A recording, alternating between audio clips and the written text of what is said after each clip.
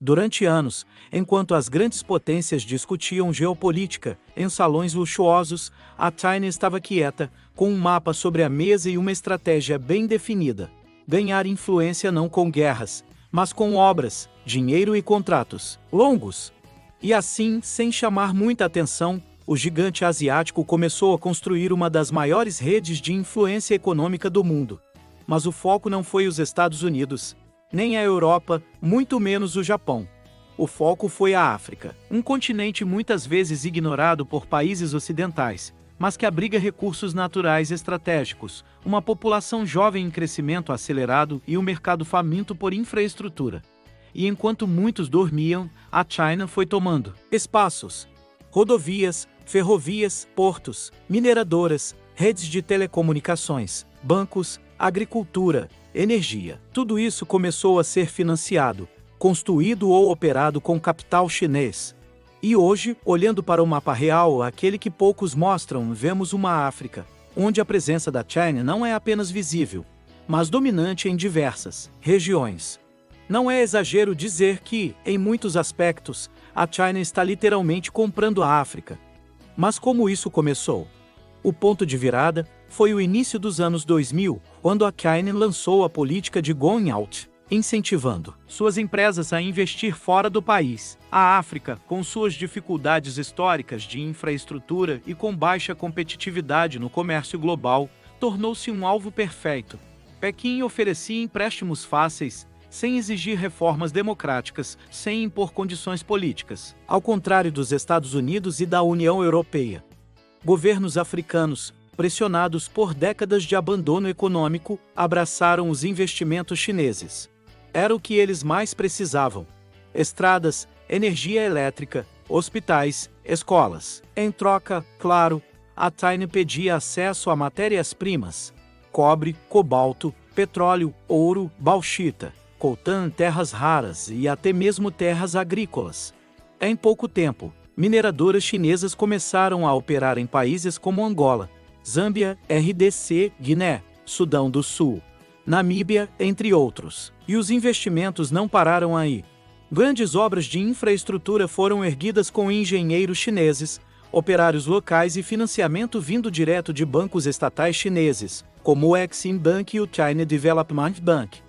Mas o que pouca gente percebe é que muitos desses contratos foram fechados com cláusulas altamente favoráveis à China: garantias de fornecimento de recursos por décadas, isenções fiscais, controle sobre operações logísticas e, em alguns casos, até mesmo propriedade da infraestrutura construída. Isso significa que portos construídos com dinheiro chinês passam a operar sob controle chinês. Ferrovias usadas para escoar minério também são geridas por empresas chinesas. Linhas de transmissão de energia, sistemas de telefonia, satélites, a lista é longa. E assim, silenciosamente, a China foi se enraizando. Em 2023, segundo dados do China Africa Research Initiative da Universidade Johns Hopkins, o investimento chinês direto na África já ultrapassava os 110 bilhões de dólares americanos. E quando somamos financiamentos, dívidas, concessões e projetos em andamento, esse número fica ainda mais assustador. Em países como Angola e Etiópia, a dívida pública com a China chega a representar até 40% do PIB. Muitos governos africanos estão tão endividados que parte da arrecadação nacional já vai direto para os bancos chineses. Mas o que isso significa na prática? Significa que a China não precisa conquistar territórios com tanques. Ela conquista com contratos. Um exemplo emblemático é Djibouti, pequeno país do chifre da África. Lá, a China construiu um dos maiores portos da região, além de sua primeira base militar no exterior. Coincidência? Não. Estratégia pura. Djibouti está localizado em um ponto estratégico, entre o Mar Vermelho e o Golfo de Aden, por onde passam navios que abastecem a Europa e a Ásia. Ter controle logístico ali é ter poder. Outro exemplo é a República Democrática do Congo, onde as empresas chinesas operam em larga escala para extrair cobalto, essencial para baterias de carros elétricos, um setor que a China lidera globalmente. Além disso, nos últimos anos, a China comprou milhões de hectares de terras agrícolas no Sudão, Tanzânia, Zâmbia e Camarões. Isso mesmo. Terras compradas, arrendadas ou operadas por empresas chinesas, muitas vezes com uso exclusivo para exportação de alimentos de volta à China. E o mais impressionante, quase sempre, essas negociações passam longe dos olhos da mídia tradicional. Quando o Ocidente acordou, o tabuleiro já estava montado. E a nova Rota da Seda, projeto trilionário lançado por Xi Jinping, só acelerou esse movimento. Só desse guarda-chuva, dezenas de países africanos passaram a integrar uma rede global de comércio e infraestrutura sob influência chinesa. Mas será que os africanos estão conscientes disso? A resposta é complexa. Muitos veem os investimentos como necessários, vitais, até. E de fato, em vários casos, escolas foram erguidas, hospitais foram entregues, estradas e usinas melhoraram a vida de milhões. Mas a que custo? Alguns países já demonstram sinais de arrependimento. O Sri Lanka, fora da África, perdeu o porto de Hambantota para a China, após não conseguir pagar a dívida.